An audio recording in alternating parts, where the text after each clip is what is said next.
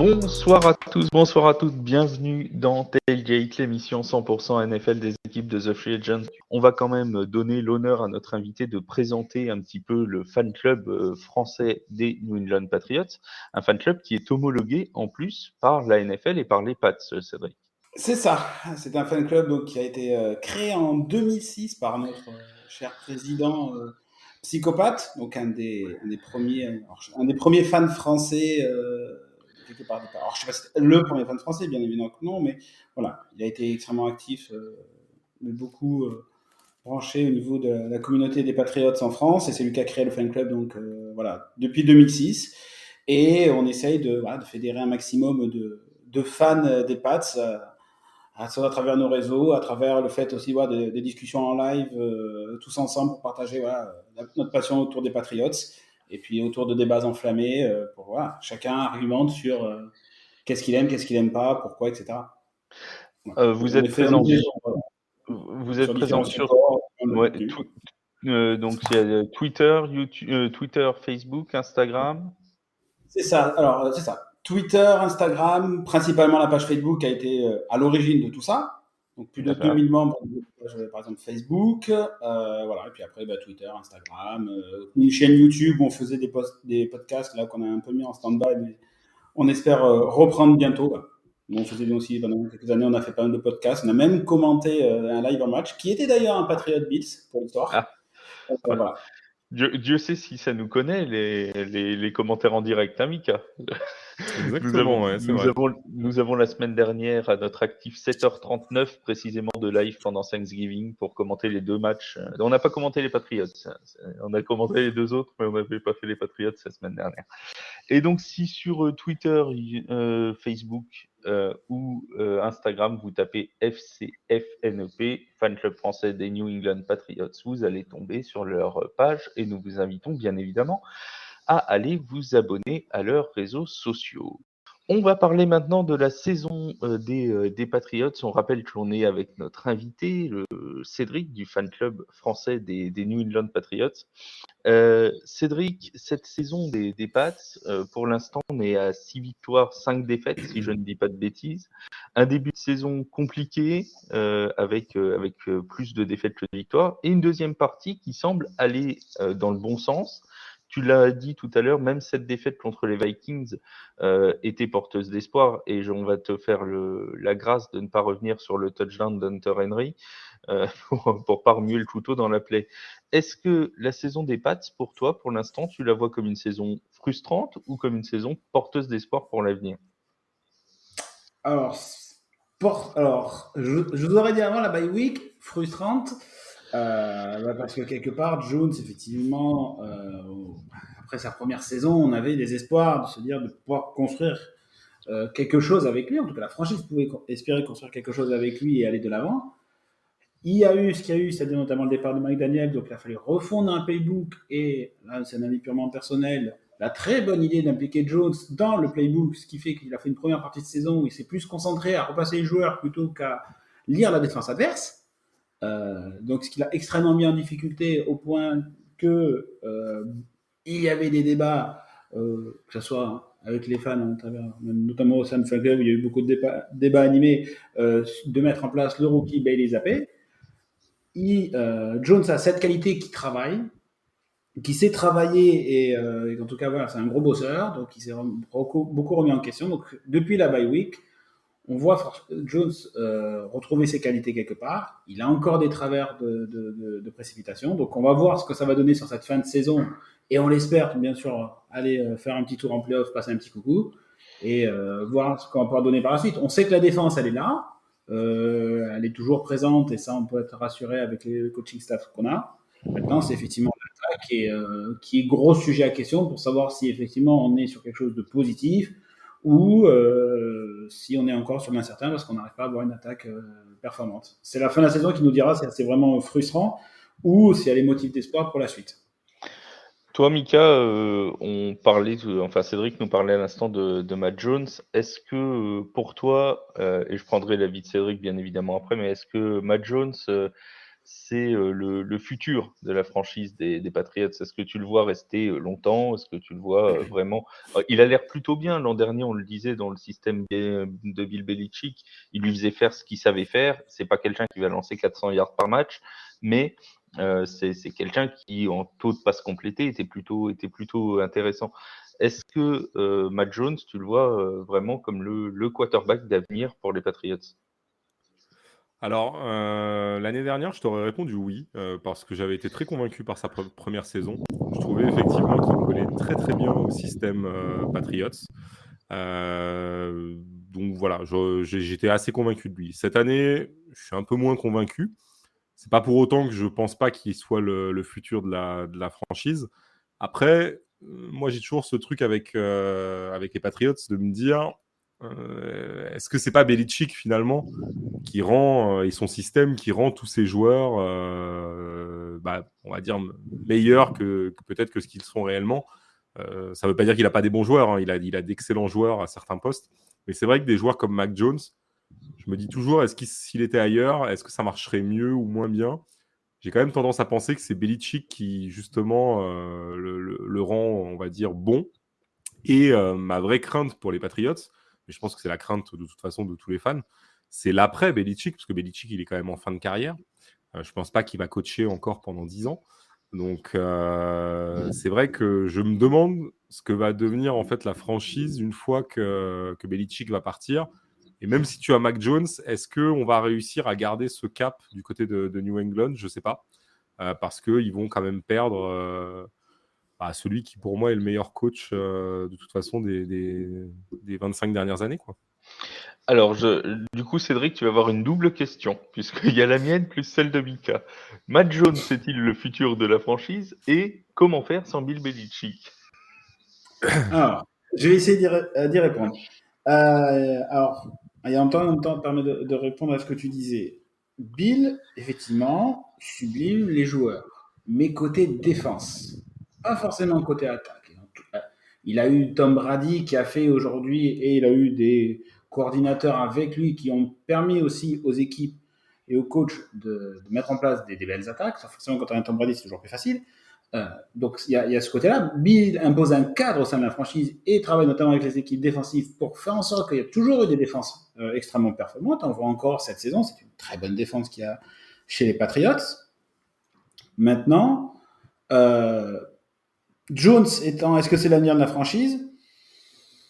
À voir clairement. Parce que ça va donner cette saison et voir les décisions qui seront prises par la suite. Il a montré des bonnes choses. Il en est capable parce que c'est un bosseur.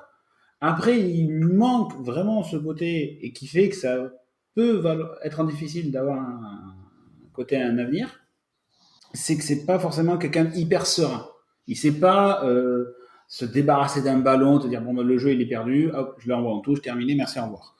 Donc, il manque ce côté sérénité qu'avait Zappé. Alors, certes, c'est un rookie, effectivement, donc faut toujours prendre ça avec des pincettes. On l'a vu face aux Vikings, ça a été très compliqué dès qu'il y a eu le stress et qu'il y a eu la pression. Il manque ce côté serein. En même temps, quand à côté, vous avez des coachs qui s'occupent de la ligne offensive, qui sont un responsable à la base de la défense et un autre de l'équipe spéciale, forcément, c'est plus compliqué de dire même à un jeune quarterback, je vais t'apprendre ce que c'est l'attaque, quand moi-même, ma fondation, c'est la défense et les équipes spéciales. Donc, pourquoi pas? Il a montré, en tout cas, il a fait son meilleur match contre les Vikings, donc il faut lui laisser sa chance, ça peut aller au bout. Après, il faut que des décisions soient prises au niveau des coachs offensifs, sinon, ça va, que ce soit Jones ou n'importe lequel, ça peut vite être compliqué de toute façon pour n'importe quel QB sans vraiment quelqu'un qui s'y connaît en attaque. De ce côté-là. Et l'après Bill, vaste débat et on pourrait quelque part toujours à un moment donné en tant que fan de la question, parce qu'on sait que Bill n'est pas éternel, hein. Ou alors si vous avez le secret pour qu'il soit éternel, vous nous le dites. Mais donc forcément, on se pose toujours la question.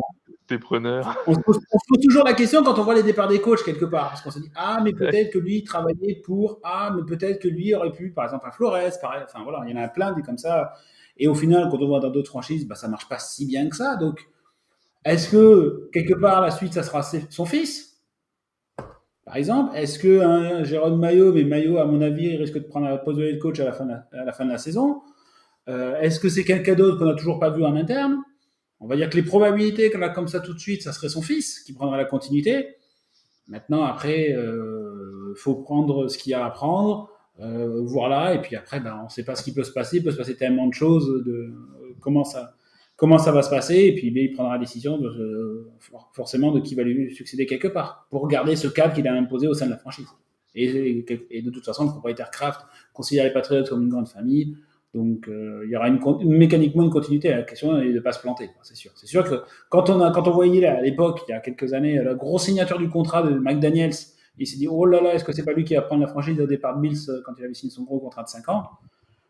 On est tous rassurés quelque part personnellement quand il est parti, parce qu'au moins, c'est pas lui qui prend la succession de la franchise, on voit ce que ça donne à Vegas.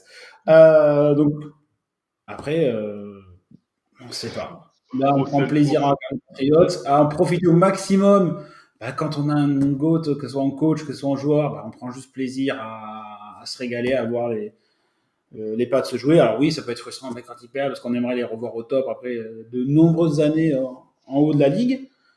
Ça va revenir. Moi, je crois qu'il a imposé un cadre. C'est que là, pour l'instant, effectivement, certaines décisions, en tout cas au niveau de l'attaque, sont compliquées pour l'instant. Donc, on verra ce que ça va donner par la suite. Et puis, on ne pense pas spécialement non plus à demain. On pense déjà à ce qui se passe aujourd'hui. Tu l'as évoqué tout à l'heure, alors je vais me permettre de rebondir dessus. Tu parlais de Bailey Zappi tout à l'heure. Est-ce que il t'a convaincu dans le peu de matchs qu'il a pu faire cette saison? Est-ce que tu as bien aimé ce que tu as vu de lui? Bailey Zappi, oui. Déjà, il a apporté une chose que n'avait pas Jones, qui ne nous a pas apporté toute cette saison, de la sérénité. Donc, il ne cherche pas à faire plus, il cherche à faire ce qu'on lui demande et à le faire bien. Alors, déjà pour un rookie, c'est quelque chose qui est vachement bien. Alors forcément, je pense qu'aussi les play calls étaient beaucoup plus simples. Et ça, notamment, je pense que ça a mis un coup de pied aux fesses aussi du côté de Matt Patricia qui appelle les jeux aujourd'hui. Se dire, il faudrait peut-être que je fasse plus simple et j'arrête de faire des trucs extrêmement compliqués, et même pour Jones. Donc oui, forcément, Zaïpé apporte ce côté serein et il tente pas à faire le héros. Jones a tendance à le faire. C'est-à-dire, même si là, il a fait un peu moins, il a tendance toujours à forcer les jeux, à être un peu greedy sur certaines actions. C'est-à-dire, parce que je veux faire la passe, il ne sait pas faire pour l'instant Jones. Donc, apprendre à prendre ce qu'il y a à prendre et à savoir abandonner et apporter cette sérénité à l'équipe et se dire, on va aller jusqu'au bout, on va y gagner ce match, mais voilà, je vais être serein, etc. Donc, pour les Zappé là, et c'est pour ça que je pense que de nombreux fans aiment Zappé, c'est qu'il a aussi ce côté sérénité et ce côté efficace qu'il a montré. Après, toujours avec des passettes, ça reste qu'un QB rookie. Donc, on a des QB rookies qui ont toujours marché. Dès que la deuxième année arrive, c'est toujours plus compliqué. Donc, ça a été que sur quelques matchs. Les adversaires ne connaissaient pas le rookie, donc c'est plus difficile de le lire. Donc, oui, forcément. En tout cas, Jones a la pression quelque part parce qu'il sait que derrière, il y a potentiellement une grosse concurrence. Donc, il a intérêt à travailler et à faire attention et à ne pas faire n'importe quoi. Question de Biotime du 38, ça fait un peu grosse tête. Ça vaut quoi Cole Strange sur la O-line nous demande Biotime. C'est très bon. C'est du très très bon. Igor nous dit Strange est un monstre pour un rookie. Ah oui, Igor est un grand fan de Jones et un grand défenseur de Jones dans bon nombre de débats au sein du fan club face à d'autres qui voulaient s'appeler. C'est un grand défenseur de Jones et pour le coup, même au niveau de Franck, on est un peu plus unanime même de manière générale quand on discute avec des fans. Après, toujours pareil, chacun son idée. Mais non, Strange est un très bon et pareil, il est dans une culture que Bill aime beaucoup. Ce sont des mecs qui travaillent. Il a été en difficulté au niveau des camps. Sur ses premiers matchs, il a bossé et maintenant il est vraiment très costaud. Il bosse bien et c'est pas là de lui d'où viennent les erreurs, c'est du solide. Et en plus, un jour, il pourra même dépanner ensemble. Pour l'instant, je pense qu'il le focus uniquement en guard parce que c'est sa première année. Mais à mon avis, il servira de couteau suisse comme peut être un Tuné à l'époque. Et à mon avis, Strange va reprendre exactement le même rôle qu'un Tuné, c'est-à-dire un jour il dépannera en centre dans quelques années. Mais c'est un gars qui va être tout à fait solide et pour le coup, on peut être totalement serein vis-à-vis de lui. C'est plus compliqué quand on regarde les tackles. On a parlé beaucoup de la défense et tu l'as évoqué, Mika, tout à l'heure dans la preview. On n'a pas encore vraiment approfondi sur Matt Judon, qui fait une très bonne saison. Il en est déjà à 13 sacs, c'est ça, si je ne dis pas de bêtises, depuis le début de l'année. C'est son record en carrière et la saison est loin d'être terminée. Il a vraiment pris chez les Patriots une autre dimension, Mika Judon. Ouais, bah, c'est vrai que depuis qu'il est arrivé l'année dernière, il est parfaitement entré dans le système Patriots, dans ce système défensif. Il avait déjà totalisé 12 sacs et demi l'année dernière. Cette année, il est déjà à 13. Donc, il va évidemment battre son record. Après, moi, j'aime bien ce type de joueurs, déjà parce que c'est des joueurs qui travaillent beaucoup, c'est des joueurs qui sont très, très solides, en tout cas, sur la ligne. Bon, il venait d'une école pas trop mauvaise, puisqu'il venait de Baltimore, et défensivement, c'est pas trop mal quand même, les Ravens. Mais là, je trouve qu'il exploite vraiment tout son potentiel. Alors, je pense qu'il y a aussi une question de maturité. Il a 30 ans. Donc, je pense que voilà, il arrive vraiment à son potentiel maximum. Et surtout, en fait, il a été très, très, très utile pour cette défense de New England, qui, je ne sais pas s'il l'attendait à ce niveau-là, mais en tout cas, il est devenu vraiment un pilier du pass rush pour cette équipe. Alors, Cédric, est-ce que Matt Judon, vous l'attendiez à ce niveau-là? Moi, personnellement, en tout cas, oui. Moi, je m'attendais à ce niveau-là parce qu'il avait montré de très belles choses aux Ravens.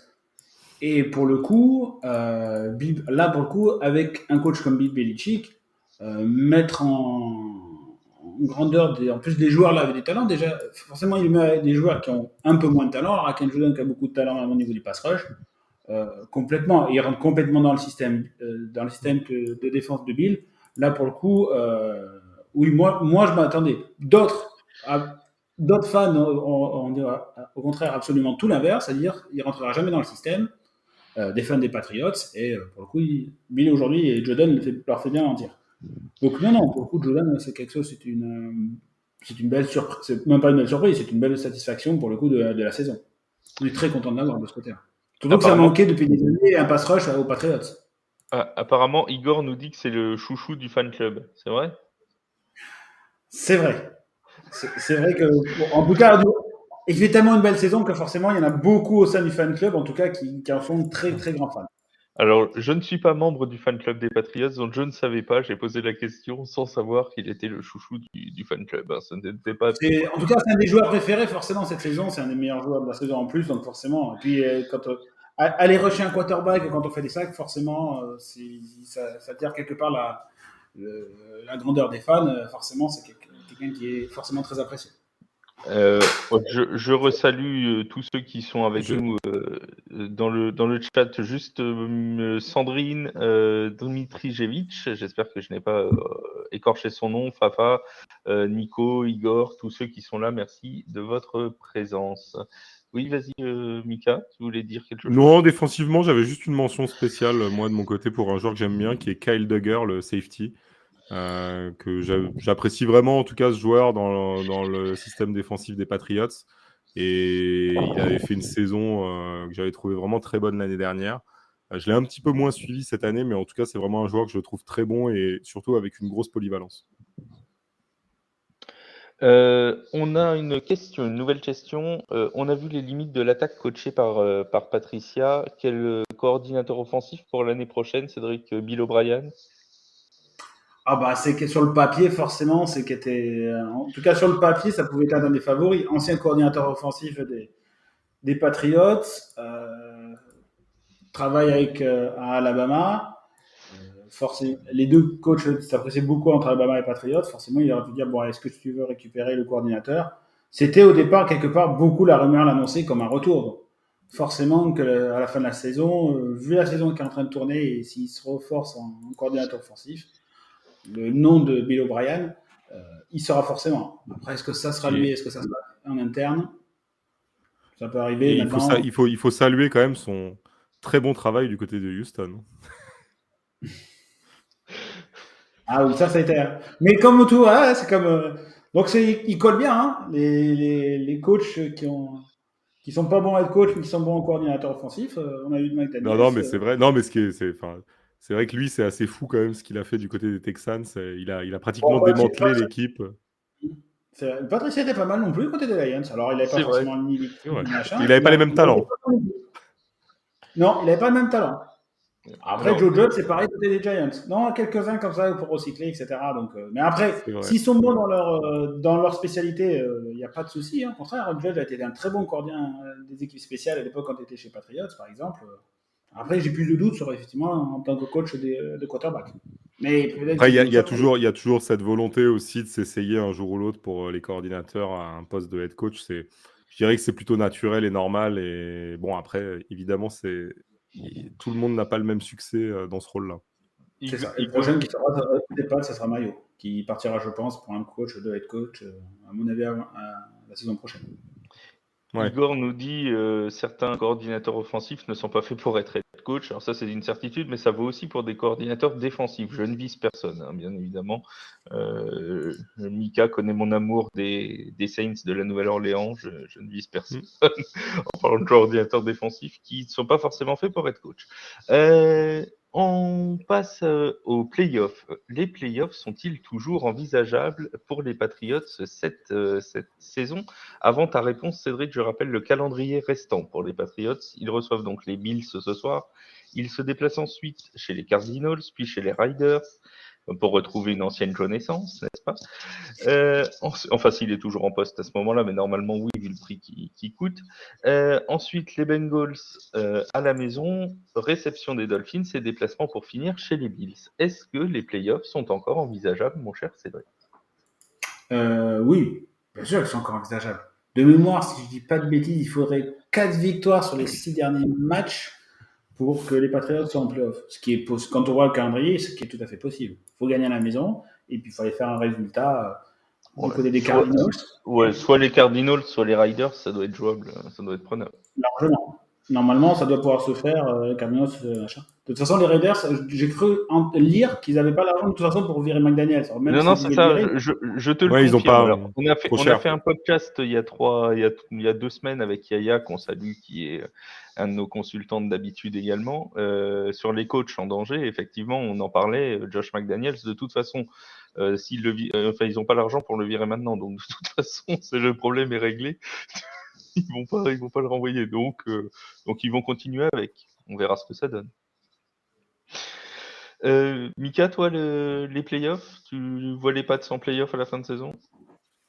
Je sais pas si je les vois, ça va pas être facile, mais en tout cas, ils ont raison d'y croire. Enfin, le bilan est positif, il y a un calendrier qui est largement à la portée de l'équipe, donc je pense que ça peut le faire. Après, évidemment, il y a quand même des grosses rencontres prévues, notamment les Bills 2 fois, je crois, si je me trompe pas. Oui, les Bills 2 fois, dont une fois. Alors après, ils les jouent une fois en dernière semaine. À voir si les Bills n'auront pas sécurisé un spot à ce moment-là, ils feront pas reposer aussi. Ouais, c'est ça. Après, faut voir. Mais bon, après, enfin, même si tu vois dans le lot, il y a les Bengals, il y a Miami. Pour moi, n'importe quel match peut être gagné par New England au milieu de tout ça. Donc, je vois aucun match, en tout cas, où je me dis, tiens, là, sûr, je les vois perdre. Je pense pas qu'ils gagneront les deux contre Buffalo, ça c'est sûr. Maintenant, sur les autres rencontres, honnêtement, tout le monde est à la portée de l'équipe des Patriots. Cédric, on parlait il y a une semaine, je crois. C'était avec toi, Mika, quand on avait fait le live sur les Commanders et les Jets, de la possibilité éventuelle cette saison d'avoir les 4 équipes d'une même division qualifiées en play-off, soit la FC Est, soit la NFC Est, qui est aussi à toutes ces équipes avec un bilan positif. Est-ce que tu penses que cette année, on va avoir dans les play-offs, que ce soit AFC ou NFC, une division complètement représentée? Bonne question. En tout cas, pour parler de la division des Patriots, j'y crois. Enfin, j'ai du mal à y croire, même si effectivement, par exemple, je pense que les Jets vont avoir un peu plus de mal, même si effectivement leur dernier match avec White, ça s'est bien passé. Mais je pense que avec leur absence de vrai running et la blessure de Hall qu'ils ont eu à l'époque, ils vont petit à petit descendre dans les rankings et je pense qu'ils vont rater les playoffs. Je pense qu'ils vont rater les playoffs à cause de ça. Après, Les Patriots, potentiellement, ne peuvent ne pas aller en playoff. Et quand on a vu le début de saison, Mifflin a raison, c'est pas ce que va. On a un match où on voit aujourd'hui Jones, c'est mieux. Maintenant, est-ce qu'ils vont en faire gagner contre les Bengals? Est-ce que quand on voit leur attaque, est-ce qu'ils vont gagner, même s'ils n'ont pas de ligne offensive? Julia va se régaler d'ailleurs. Ça va être. Est-ce qu'il y aura une division où il y aura tout le monde? J'y crois pas. C'est quand même très compliqué. Il faut vraiment un sacré concours de circonstances. Bah oui, et puis comme le fait est qu'il y aura beaucoup de matchs en fin de saison d'affrontements de division, donc forcément tout le monde ne gagnera pas. Et c'est ça Exactement. qui va peut-être faire pencher la balance.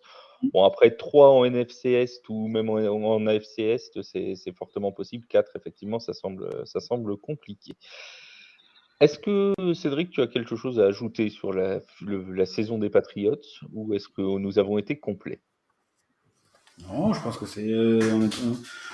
Enfin, vous avez été plutôt complet sur à peu près la franchise. Hein. Maintenant, voilà, il faut continuer à voir ce que ça va donner le reste de la saison. On a hâte, avec notamment forcément les matchs de division qui vont être quelque chose toujours hyper intéressant et toujours des matchs spéciaux.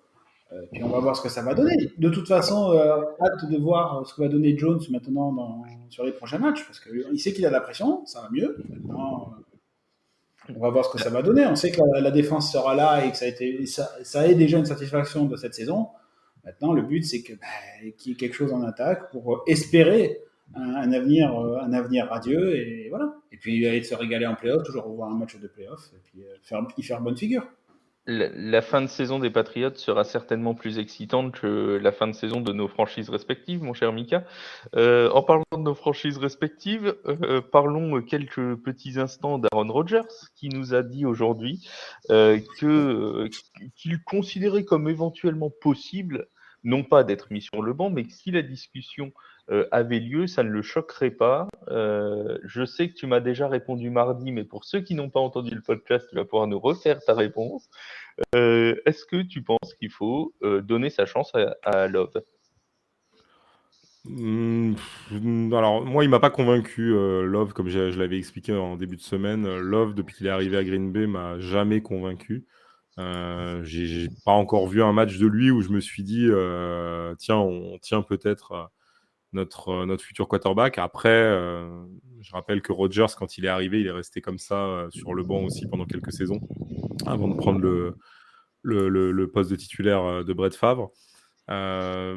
Maintenant, voilà, de ce que j'ai vu pour un quarterback qui est quand même un premier tour de draft, je suis pas hyper impressionné. Et je reviens sur ce que j'avais dit aussi en début de semaine. Il y a cette question du contrat d'Aaron Rodgers. Aujourd'hui, il a un contrat énorme qui handicape beaucoup la franchise, notamment s'ils veulent se séparer de lui, parce qu'ils peuvent pas. Donc, à voir quelle va être la discussion avec lui, à voir ce que Green Bay envisage pour les prochaines saisons, parce que celle-ci, elle est définitivement foutue. Maintenant, voilà, est-ce que lui se dit, on retente une saison et on met vraiment, on arrive à faire quelque chose avec cette équipe ou pas? J'ai du mal à voir, en fait, à prédire ce qui va pouvoir se passer. Maintenant, honnêtement, mettre Jordan Love maintenant, je sais pas si ça aurait un grand intérêt, à moins que la franchise ait déjà en tête de pouvoir le faire jouer l'année prochaine, parce que honnêtement, si c'est pas ça, si c'est juste pour voir s'il peut faire l'affaire, je suis pas sûr que ce soit la meilleure option. Cédric, est-ce qu'on peut bencher un double MVP? S'ils veulent tuer, après, techniquement, oui.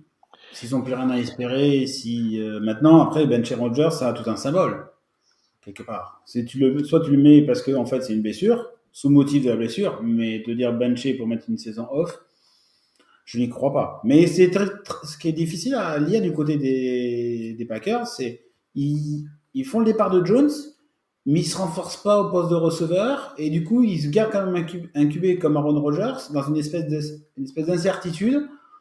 On sait pas trop ça va, ça vient, donc au final, mais c'est possible. Après, s'ils veulent aller récupérer quelques tours de draft ou justement en commençant à perdre des matchs ou déjà avoir testé Love vraiment sur la fin de saison pour se dire est-ce qu'on traderait pas Rodgers à la fin de la saison ou en tout cas essayer de trouver une opportunité ailleurs. Peut-être, je sais pas. Mais tout est possible en tout cas je pense en NFL. Alors après oui, je pense que ça sera plus sous le principe de il est blessé donc on le fait reposer, on n'a plus rien à jouer, type un Stafford du côté des Rams. plutôt que vraiment de se dire on va le bencher parce que la saison est terminée. Je ne sais même pas si ça s'est fait dans l'histoire de la NFL, se dire officiellement on bench notre QB, on sait qu'il est titulaire, mais comme on n'a plus rien à jouer, on met le jeune. Je ne sais pas si ça s'est déjà fait. Comme ça, j'ai pas de souvenir. Non, je crois pas. Et en plus, l'autre point quand même, c'est que faut pas oublier que l'équipe a beaucoup de jeunes receveurs, que ces jeunes receveurs-là, si tu veux les faire progresser et travailler, je pense que c'est plus avec Rodgers qu'avec Love. Donc, à mon avis, il vaut mieux plutôt continuer avec Rodgers et faire progresser ces mecs-là, plutôt que de se dire on y va avec Love et potentiellement au bout de dans 4 matchs, on va se dire bah tiens, c'est pas le QB du futur. On a une question d'Igor qui nous dit un trade de Love Jones, ce serait une plus-value pour Green Bay, Mika, toi qui es fan de Green Bay. Un trade quoi? Entre Love et Jones. Matt Jones, je suppose. Mac Jones? Ouais. Et Jordan Love. Non, mais en fait, le vrai problème du côté de Green Bay, c'est pas tellement le Love. Hein. Le vrai problème, c'est le contrat de Rodgers. Aujourd'hui, le contrat de Rodgers fait qu'on peut pas se débarrasser de lui, à moins qu'il parte en retraite. Puisque on se retrouverait avec 100 millions de dead cap, ce qui est juste impossible. On peut pas travailler avec ça. Donc, je vois pas, en fait, vraiment l'issue, justement, de cette situation de Rodgers, sachant que, de toute façon, on peut pas vraiment se débarrasser de lui. Donc, j'ai du mal à voir un peu comment va être l'avenir de l'équipe là, pour les 2 prochaines saisons. Parce que, de toute façon, tu as cette problématique de contrat qui fait que si on le trade, on aura un gros souci. Et après, pour le trade Love Jones, je suis pas sûr que Mac Jones soit le type de quarterback qu'il faut du côté de Green Bay, mais à mon avis, il faut repartir et reconstruire du côté des Packers, sachant qu'on a quand même eu la chance d'avoir 2 Hall of Famer pendant 30 ans d'affilée, donc on va pas se plaindre. Après la question, c'est tu aurais combien d'années en dead cap de Rodgers si tu le trades? Ça vaut peut-être le coup de se dire si c'est 2 ans, comme si tu crois pas forcément Ah en bah de toute Love, façon, ouais, tu auras 2 ans puisque... tu peux te dire les 2 prochaines années tu les sacrifies, tu rebuilds ton équipe, tu trades, tu récupères quelques tours de draft de Rodgers, et tant pis, tu te sacrifies ton cap, mais de toute façon, tu sais que les 2 prochaines années, vu que tu crois pas en Love, aucun. Non, mais le problème, si tu veux, en fait, c'est que je pense qu'on est allé chercher Love trop tôt. C'est-à-dire qu'aujourd'hui, Love, il a 2 ans de contrat, il lui en reste 2. Concrètement, si là, on faisait partir Rodgers, donc effectivement, on aurait un dead cap pour 2 saisons. Mais on a déjà tellement de problématiques parce qu'on a des joueurs qui vont arriver en fin de contrat et on est déjà, même avec Rodgers dans l'effectif, on a déjà un problème pour les renouveler. Donc je sais même pas en fait quel sera le visage des Packers l'année prochaine parce que on a vraiment un aspect financier qui est très problématique pour pouvoir reconstruire cette équipe. À mon avis, on aurait pris un QB l'année dernière ou cette année, on aurait mieux fait. Tu vois, je nous aurais bien vu aller chercher un Malik Willis par exemple et se dire bon bah voilà, on tente avec Willis et on laisse partir Rodgers et voilà. Mais je comprends pas le train. Mais moi, peut-être tu auras la réponse, mais je comprends pas le trade d'Adams en fait. Surtout que ça reste c'était quand même le trade d'Adams en fait de côté Packers. Surtout que t'es ni en rebuild et surtout avec en plus t'es pénalisé avec le contrat de Rodgers. T'avais le duo pour au moins maintenir ta franchise et aller essayer de faire quelque Non mais chose. il a refusé de prolonger en fait. En Ouais. fait, Adams a eu une proposition de Green Bay qui était apparemment même financièrement plus intéressante que celle des Raiders, mais il a préféré partir. Et donc c'est que peut-être qu'effectivement il considérait qu'il n'y avait pas d'avenir à cause du contrat. Alors il y a ça, je sais qu'il voulait absolument rejouer avec Derek Carr, qui était son pote de l'université, ils avaient joué ensemble, etc. Voilà. Mais bon, au final, de toute façon, au final, c'est perdant-perdant pour les deux. Hein. Et pour l'équipe et pour Adams. Oui. Juste avant oui. de clore l'émission, un petit mot sur Lamar Jackson, qui lui aussi est blessé, qui a été limité à l'entraînement hier. C'est déjà la 3e semaine de suite que Lamar Jackson est limité un moment de la semaine à l'entraînement. C'est pourtant pas très habituel chez lui. C'est pas le quarterback le plus blessé de la NFL, loin s'en faut. Est-ce que les Ravens, qui sont dans une situation où ils doivent gagner puisque les Bengals sont revenus au contact et qu'ils ont perdu la semaine dernière contre les Jaguars, est-ce que Mika, les Ravens doivent faire jouer absolument Lamar Jackson dimanche?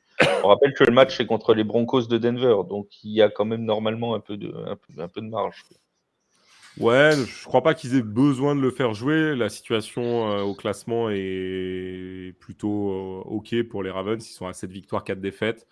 Ils sont premiers de la division à égalité au niveau du bilan avec les Bengals. Donc derrière, ils n'ont pas trop de poursuivants. Donc je crois pas qu'il y ait d'urgence. Après, je connais pas exactement la nature de la blessure, mais je pense Apparemment, qu'ils c'est peuvent les encore attendre. quadriceps. Il est légèrement touché au quadriceps, apparemment. Ouais, je pense qu'ils peuvent attendre encore une semaine avant de le remettre.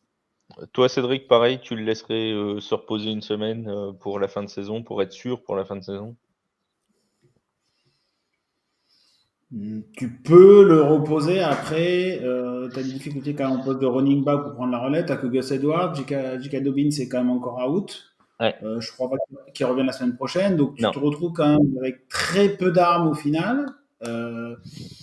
Tu joues contre les Broncos, qui n'est pas forcément une grosse équipe en attaque. Donc tu peux peut-être espérer quelque chose sur un tout petit score et une grosse défense.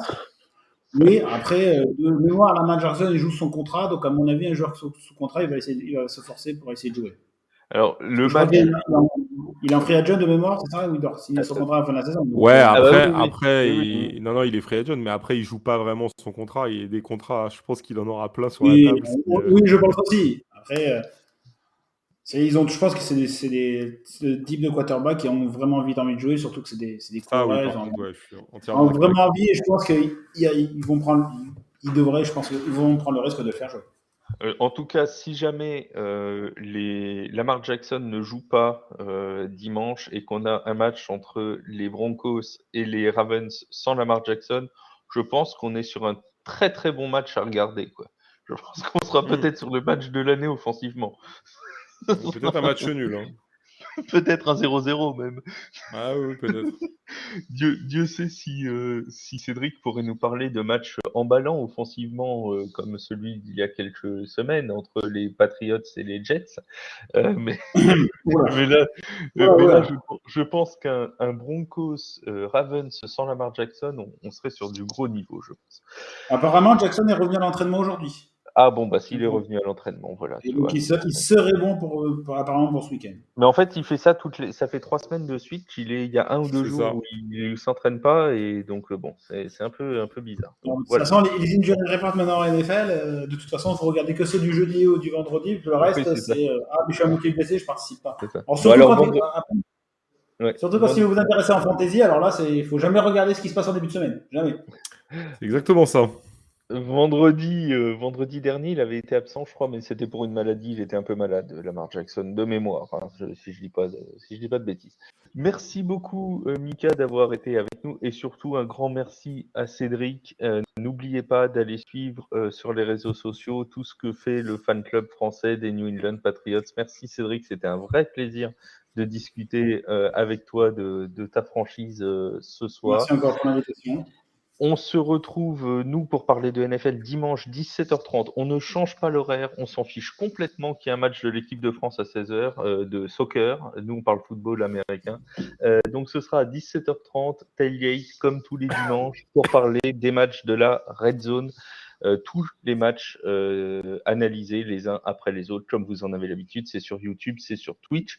Pour ceux qui viennent du fan club de la Nouvelle-Angleterre et qui nous ont découvert ce soir et qui ont envie de s'abonner à nos réseaux sociaux, n'hésitez pas. Twitch, YouTube, Instagram, Twitter, Facebook, The Free Agent. Vous pouvez aller lire aussi tous les articles sur le site. Encore merci Cédric, merci Mika, et on vous souhaite à tous une très bonne soirée et un très bon match. Salut, salut. Bonne soirée. Ciao, ciao.